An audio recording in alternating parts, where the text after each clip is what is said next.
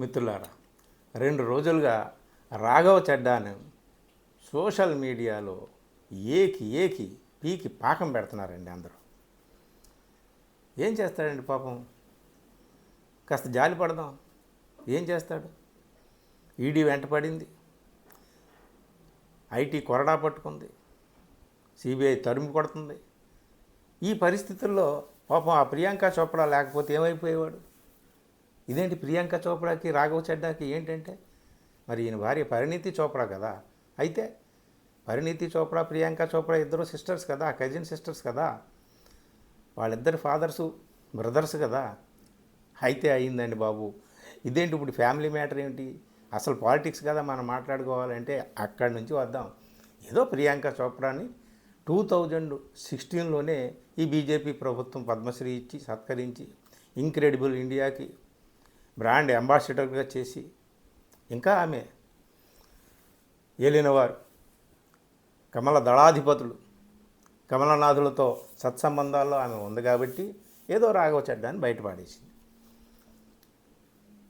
ఇంకేం చేయలేడు, అశక్తుడు అనమాట. మరి అన్ని మాటలు చెప్పాడు కదా.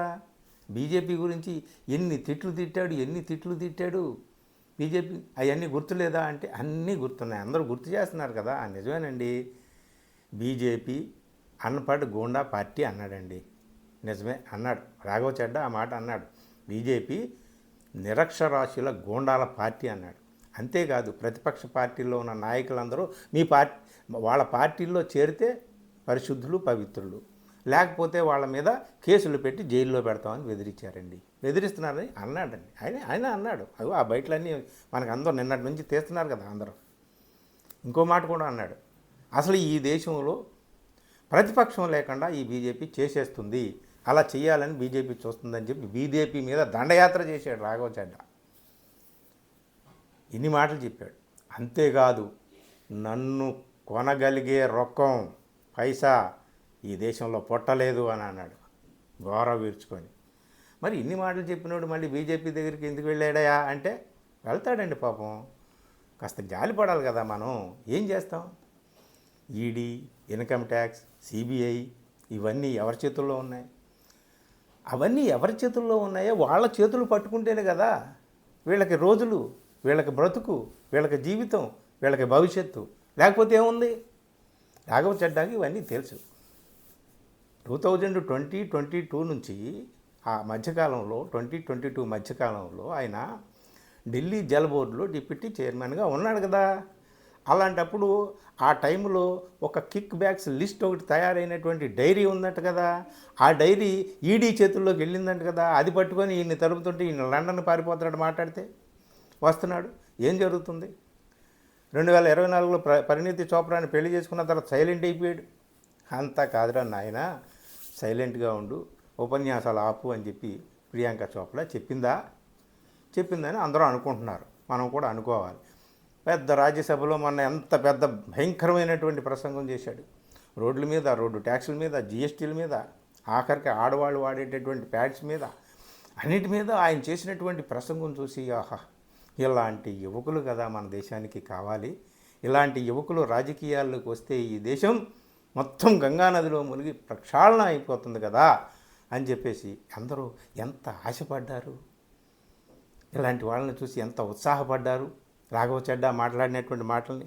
కానీ రాఘవ చెడ్డా చాలా పెద్ద ప్లాన్తో ఆ ప్రసంగం చేశాడని ఇప్పుడు అర్థమవుతుంది. అతిపెద్ద స్కెచ్ గీసుకొని ఆ ప్రసంగం చేశాడని. ఆ ప్రసంగం చేసిన వెంటనే ఆమ్ ఆద్మీ పార్టీ నాయకులు ఆయన్ని తీసేసి, డిప్యూటీ లీడర్ పదవి నుంచి ఆయన తీసేసి రాజ్యసభలో అశోక్ మిట్టల్ని పెట్టారు కదా. పెట్టడం బాగానే ఉంది కదా. అలా పెట్టిన 10 రోజుల్లో మిట్టల్ సంస్థల మీద, లవ్లీ యూనివర్సిటీ మిట్టల్ సంస్థల మీద ఈడీ దాడులు చేసింది కదా. అలా దాడులు చేయటం వెనక రాఘవ చెడ్డా ఉన్నాడు. ఆయన వెనక ప్రియాంక చోప్రా ఉంది. ప్రియాంక చోప్రా వెనక అసలైనటువంటి దిగ్గజాలైనటువంటి ఏలినవారు ఉన్నారు. ఇదంతా కూడా పెద్ద చక్ర వ్యూహం రా నాయన. అదంతా కూడా అర్థం చేసుకోవాలి మనం. అర్థం చేసుకుని జాలిపడాలండి. ఏం చేస్తాడు చెప్పండి? ఇప్పుడు ఆమ్ ఆద్మీ పార్టీలో ఉంటాడు. కేజ్రీవాల్కే దిక్కు లేకపోయింది, జైల్లోకి వెళ్లాల్సి వచ్చింది. కొంతమంది జైలుకి వెళ్ళినా పర్వాలేదు అని అనుకుంటారు. సిసోడియా జైలుకి వెళ్ళాడు, సంజయ్ సింగ్ జైలుకి వెళ్ళాడు, వీళ్ళందరూ కూడా జైలుకి వెళ్ళి వచ్చారు. రాఘవ చెడ్డాకి జైలుకి వెళ్ళే ఓపిక లేదు. అంత ధైర్యం లేదు, అంత సాహసం లేదు.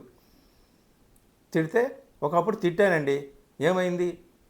ఒకప్పుడు తిట్టాను, ఇప్పుడు తిట్టిన పార్టీలోకి వెళ్తున్నాను, ఏమైంది? నన్ను నేను కాపాడుకోవాలి, నేను హాయిగా ఉండాలి, నా భార్యతో నేను అందంగా జీవితాన్ని గడపాలి, సంతోషంగా ఉండాలి, జైల్లో ఉంటే సంతోషం ఉంటుందా అని చెప్పేసి ఆయన అనుకుని ఉంటాడండి. అంతేకాదు, ఆయనకి ఇంకా చాలామంది గుర్తొచ్చి ఉంటారు. 2016లో హిమంత బిశ్వ శర్మ అని కాంగ్రెస్ పార్టీకి చెందినటువంటి అత్యంత అవినీతి ముఖచిత్రం అని చెప్పి హోమ్ మినిస్టర్ అమిత్ షా వర్ణించాడు. అదే హేమంత బిశ్వశర్మ కాంగ్రెస్ పార్టీ నుంచి బీజేపీలోకి వస్తే అస్సాంకి ముఖ్యమంత్రి అయిపోయాడు. ఇదేంటి మహాశయ అని పత్రికలు వాళ్ళు అడిగితే అలాంటి ప్రశ్నలు మీరు వేయొద్దు అన్నాడు అమిత్ షా. మీకు ఇంకా ఇంకా చాలా చాలా చాలా అనుభవాలు, రాఘవ చెడ్డా మొత్తం చరిత్ర తిరగేసి ఆ పేజీల్లో జరిగినటువంటి సంఘటనలన్నీ కూడా చదువుకొని ఉంటాడనమాట. ఉదాహరణకి మీరు ఇప్పుడు బీహార్లో చీఫ్ మినిస్టర్ అయ్యాడే సమ్రాట్ చౌదరి, ఆయన ఎక్కడి నుంచి వచ్చాడు బీజేపీలోకి? ఆర్జేడీ నుంచి జేడీయూకి, జేడీయూ నుంచి బీజేపీలోకి వచ్చి ఏమయ్యాడు? ముఖ్యమంత్రి అయ్యాడు. ఇంకా రాఘవ చెడ్డా ఇలాంటి వాళ్ళ చరిత్ర పేజీలు తిరగేసి చదువుకొని జ్ఞానం పొందాడు.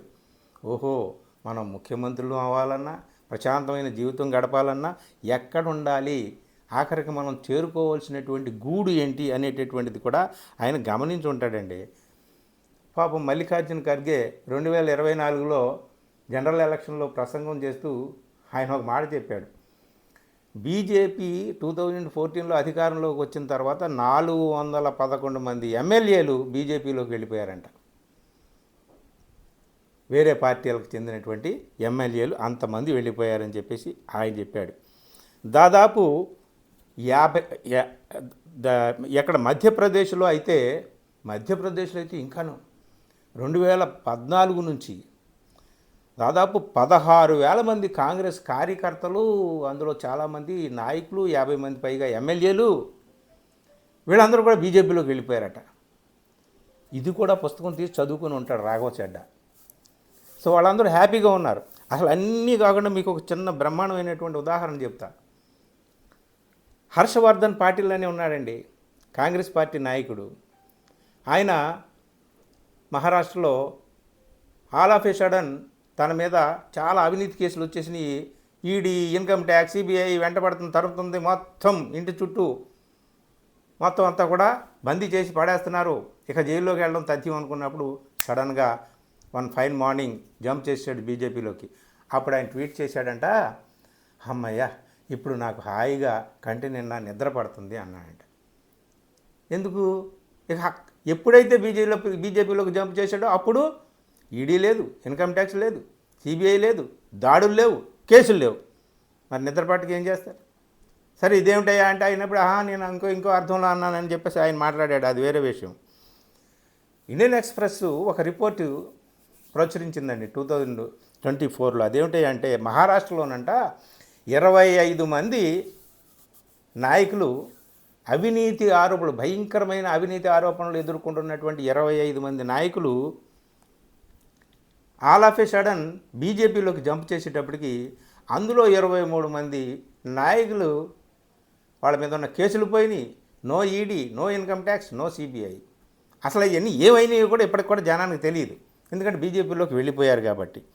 అంతేకాదు, అశోక్ చౌహాన్ మహారాష్ట్రలో చెందినటువంటి కాంగ్రెస్ నాయకుడు సోనియా గాంధీకి ఒకసారి ఫోన్ చేసి, అమ్మా ఇలాగ నేను ఇక బ్రతకలేను, ఈ పార్టీలో ఉంటే నన్ను చుట్టుముట్టేలా ఉన్నారు, జైల్లో పెట్టేసేలా ఉన్నారు తల్లి, నీకు దండం, నన్ను ఏమనుకోవద్దు, బీజేపీలోకి వెళ్ళిపోతున్నానని చెప్పాడంట. సాక్షాత్తు రాహుల్ గాంధీ ఈ మాట ఒకసారి చెప్పాడు. ఇది కూడా ఇప్పుడు బయటకు వచ్చింది. సో ఈ విషయాలన్నీ పాపం రాఘవ చెడ్డా చదువుకొని జ్ఞానం పొంది, సో మనం ఇలా కాదు, బీజేపీలోకి వెళ్తే సురక్షితంగా ఉంటాం, భద్రంగా ఉంటాం అని అనుకున్నాడండి. అనుకొని సో నేను భద్రంగా ఉండాలంటే అక్కడికి వెళ్తున్నానని చెప్తే బాగుండదు కదా, అందుకని తనతో పాటు మరి అంతేకాదు తనతో పాటు ఇంకో 6గురిని కూడా తీసుకువెళ్ళడానికి స్కెచ్ వేశాడు. ఎందుకంటే ఒక్కడే వెళ్తే అక్కడ రాజ్యసభ పదవి పోతుందన్నమాట. సో కాన్స్టిట్యూషన్లో ఉన్నటువంటి యాంటీ డిఫెక్షన్ లాలో ఉన్నటువంటి క్లాజ్ ఏదైతే ఉందో 2/3 మెజారిటీతో మెంబర్స్ వెళ్తే నీ పదవి పోదు. సో ఆ క్లాజ్ను కూడా వాడుకోవడానికి మాస్టర్ స్కెచ్ చేసి తను తప్పుకున్న తర్వాత రాజ్యసభలో డిప్యూటీ స్పీకర్గా పార్టీకి సంబంధించి డిప్యూటీ లీడర్గా పార్టీకి సంబంధించినటువంటి ఫ్లోర్ డిప్యూటీ లీడర్గా తాను తప్పుకొని మిట్టల్ వచ్చాడు కదా అశోక్ మిట్టల్ ఎప్పుడైతే వచ్చాడో అతని మీద కూడా ఈడీ రైడ్స్ జరిగినాయి. ఎందుకు జరిగినాయంటే ఈయన వెనకాల చెడ్డా ఉన్నాడని అంటారు. చెడ్డా వెనకాల మొత్తం ఇదంతా కూడా నడిపింది ప్రియాంక చోప్రా అని చెప్పేసి కొంతమంది అంటారు. ఏది ఏమైనప్పటికీ కూడా అంత తెలివిగా మాస్టర్ ప్లాన్తో చేసుకున్నాడండి, చాలా జాగ్రత్తగా. సో ఈ విషయాలన్నీ కూడా మనం గమనించిన తర్వాత రాఘవ చెడ్డా ఏంటి చెప్పాడు అంటే, నేను ఏదో వెళ్ళిపోతున్నాను, నన్ను నేను కాపాడుకోవడానికని చెప్పలేదు అశోక్ చౌహాన్ లాగా. చెప్పకుండా ఆమ్ ఆద్మీ పార్టీ ఒకప్పుడు చాలా మంచి విలువైనటువంటి సూత్రాలు సిద్ధాంతాలతో ఉంది. ఇప్పుడు ఆ విలువైన సూత్రాలు సిద్ధాంతాలకు తిలోదకాలు ఇచ్చేసింది కాబట్టి ఆమ్ ఆద్మీ పార్టీ చేసే అవకతవక పనుల్లో భాగస్వామ్యం కాలేక నేను ఉండలేక వెళ్ళిపోతున్నాను అన్నాడు. ఉండలేక వెళ్ళిపోతే రాజకీయాలు గుడ్ బై చెప్పేసేయచ్చు. కానీ ఏ విలువైన సూత్రాలు, ఏ విలువైన సిద్ధాంతాలు పాటిస్తుందని బీజేపీలోకి నువ్వు వెళ్ళావు? బీజేపీలో విలువైన సూత్రాలు సిద్ధాంతాలు లేవని కాదు, లేవని చెడ్డా అన్నాడు. బీజేపీ లాంటి అతి దుష్ట పార్టీ లేదు ఇక ఈ భూమి మీద అన్నట్టుగా వర్ణించినటువంటి రాఘవ చెడ్డా ప్రతిపక్షాలని ధ్వంసం చేసేటటువంటి పార్టీ అని చెప్పేసి ద్వేషించినటువంటి రాఘవ చెడ్డా ఆ పార్టీలోకి వెళ్ళాడు ఏంటయ్యా అంటే ఇదండి. ఈ దేశంలో ఎవరైనా సరే తనను తాను రక్షించుకోవాలి, భద్రంగా ఉండాలంటే అటు పోవాల్సిందే. రాఘవ చెడ్డానే ఒకప్పుడు అన్నాడు ఏమిటయ్యా అంటే బీజేపీ వాషింగ్ మెషిన్ లాంటిది, ఎవ్వరు ఎన్ని కేసులున్నా సరే ఆ వాషింగ్ మెషిన్లో కూర్చుంటే అందరూ కూడా పరిశుద్ధులే బయటకు వచ్చేస్తారని. ఇప్పుడు తాను కూడా పోయి ఆ వాషింగ్ మెషిన్లోనే కూర్చున్నాడు అనమాట. సో మిత్రులారా, మనం గమనించాల్సింది ఏమిటంటే రాఘవ చెడ్డా గురించి బాధపడాల్సినటువంటి పని ఎవరికీ లేదు. అందమైనటువంటి యువకుడు, బ్లూ ఐడ్ బాయ్ అని అంటారే, ఇట్లాంటి అందమైనటువంటి యువకులు రూపాన్ని చూసి మోసం చేసేటటువంటి వాళ్ళు, ఈ మాటలు మనకు అనవసరం. కానీ అవినీతి ఆరోపణలు ఎదుర్కొన్నటువంటి వాళ్ళు అందరూ కూడా ఆ పార్టీలోకి చేరడం మంచిది. అందరూ కూడా అక్కడ టెస్ట్ వేయడం మంచిది. ఆ వాషింగ్ మెషిన్లో అందరూ కూడా పరిశుద్ధులై బయటకు వచ్చి కూర్చుంటారు, తెల్లగా శ్వేతాంబరాలు ధరించి కూర్చుంటారు. వాళ్ళందరూ కూడా పవిత్రులని చెప్పి దేశం భావిస్తుందేమో. సో మొత్తానికి ఈ దేశంలో ప్రతిపక్షాల పాత్ర లేకుండా, ప్రతిపక్షాలు సజీవంగా లేకుండా చేసేటటువంటి అతి కీలకమైనటువంటిది ఏదో ఒకటి జరుగుతుంది. ఈ రోజున ఆమ్ ఆద్మీ పార్టీ, గతంలో అనేక పార్టీలు, మహారాష్ట్రలో ఏమైంది, శివసేన ఏ విధంగా చీలింది, ఎన్సీపీ చీలిపోయి అందులో ఒక వర్గం ఎందుకు ఎలాగ బీజేపీలో కలిసిపోయింది, ఎక్కడెక్కడ పార్టీలు చీలిపోయి ఎక్కడెక్కడ వెళ్ళిపోతున్నాయి, అన్నీ కాదండి, మొత్తం అవినీతి ఆరోపణలు ఎదుర్కొంటున్నటువంటి వాళ్ళందరూ కూడా చివర ఏ గూటికి చేరుతున్నారు, బీజేపీ గూటికి చేరుతున్నారనమాట. సో వీళ్ళందరినీ కూడా తీసుకొని బీజేపీ అతి పవిత్రులను చేసేటటువంటి కార్యక్రమం, ఒక పెద్ద కర్మాగారం, పాపులందరినీ పవిత్రులను చేసే కర్మాగారం లాగా బీజేపీ ఉందన్నమాట.